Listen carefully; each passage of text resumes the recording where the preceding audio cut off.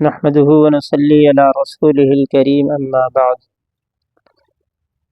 قال الله تبارك وتعالى لا يغتب بعضكم بعضا. قال النبي صلی اللہ علیہ وسلم غیبت وشر نزاع. اس سے پہلے غیبت کے سلسلے قسط بیان چکی ہے، اگلی قسط کا آج سلسلہ شروع کیا جا رہا ہے۔ حدیث پاک کے اندر جناب رسول اللہ صلی اللہ علیہ وسلم نے ارشاد فرمایا غیبت جو ہے یہ زنا سے بڑھ کر ہے۔ جناب رسول اللہ صلی اللہ علیہ وسلم سے صحابہ نے پوچھا مل غیبہ، غیبہ کیا ہے؟ حضور علیہ السلام نے فرمایا کہ اپنے بھائی کے پیٹھ کے پیچھے اپنے بھائی کے بارے میں ایسی بات کہی جائے کہ جب وہ سنے تو اس کو تکلیف ہو، یہ چیز غیبت کے اندر ہے۔ صحابہ نے فرمایا یا رسول اللہ صلی اللہ علیہ وسلم غیبت زنا سے بڑھ کر ہے، اس کا کیا مطلب ہے؟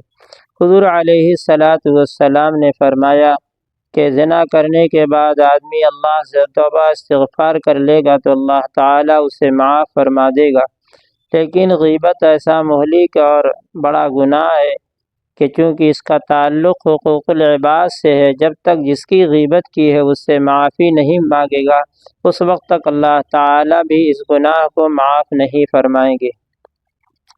جناب رسول اللہ صلی اللہ علیہ وسلم کا گزر معراج کے اندر کچھ ایسے لوگوں پر ہوا کہ جن کے ناخن سرخ رنگ کے تھے، تانبے کے تھے، اور جس سے اپنے چہروں کو اپنے سینوں کو زخمی کر رہے تھے۔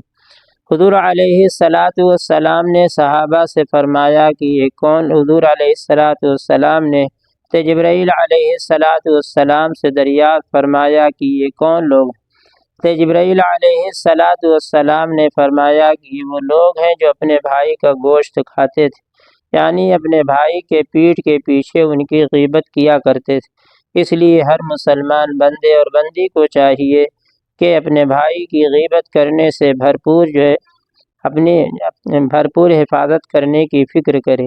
حضرت ہردوئی رحمۃ اللہ علیہ نے غیبت کے جو نقصانات بتائے تھے، 6 نقصان کا ذکر گزشتہ جو ہے کہ ویڈیو میں ہو چکا ہے، آج جو ہے 7ویں نمبر کا ذکر ہو رہا ہے۔ حضرت نے فرمایا کہ غیبت کرنے والا بزدل ڈرپوک ہوتا ہے، جبھی تو پیٹھ پیچھے برائی کرتا ہے۔ نمبر 8، غیبت کرنے سے چہرے کا نور پھیکا پڑ جاتا ہے۔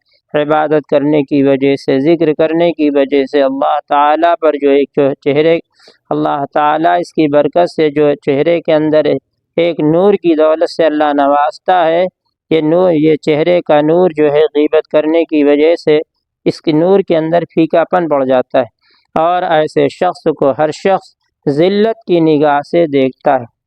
نمبر 9، غیبت کا بڑا ضرر اور نقصان یہ ہے کہ قیامت کے دن غیبت کرنے والے کی نیکیاں جس کی غیبت کی ہیں اس کو دے دی جائیں گی، اگر اس سے کمی پوری نہ ہوئی تو جس کی غیبت کی ہے اس کی بدیاں یعنی گناہ اس کی گردن پر لاد دی جائیں گی، جس کے نتیجے میں جہنم کا داخلہ ہوگا۔ ایسے شخص کو حدیث میں دین کا مخلص فرمایا گیا ہے، لہذا دنیا ہی میں اس کی معافی کرا لینی چاہیے۔ نمبر 10، غیبت کا عملی علاج بھی کرنا چاہیے، وہ یہ کہ جب کوئی غیبت کرے اور منع کرنے پر قدرت ہو تو منع کر دے، ورنہ وہاں سے خود اٹھ جانا ضروری ہے، اور اس کی دل شکنی کا خیال نہ کرے، کیونکہ دوسرے کی دل شکنی سے اپنی دین شکنی یعنی دین کو نقصان پہنچانا زیادہ قابل اعتراض ہے۔ کیوں اگر نہ اٹھ سکے تو کسی بہانے سے اٹھ جائے، یا قصداً جان بوجھ کر کوئی مباح اور جائز کام کا تذکرہ شروع کر دیا جائے۔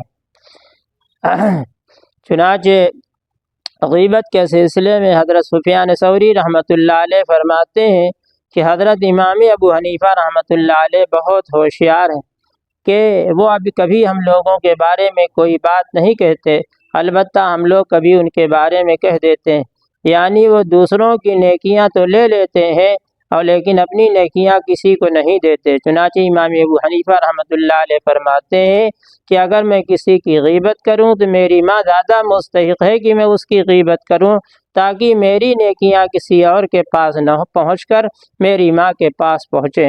اللہ تعالی ہم سب کو غیبت جیسے مہلک گناہ سے پوری زندگی بچنے کی توفیق عطا فرمائے، آمین ثم آمین۔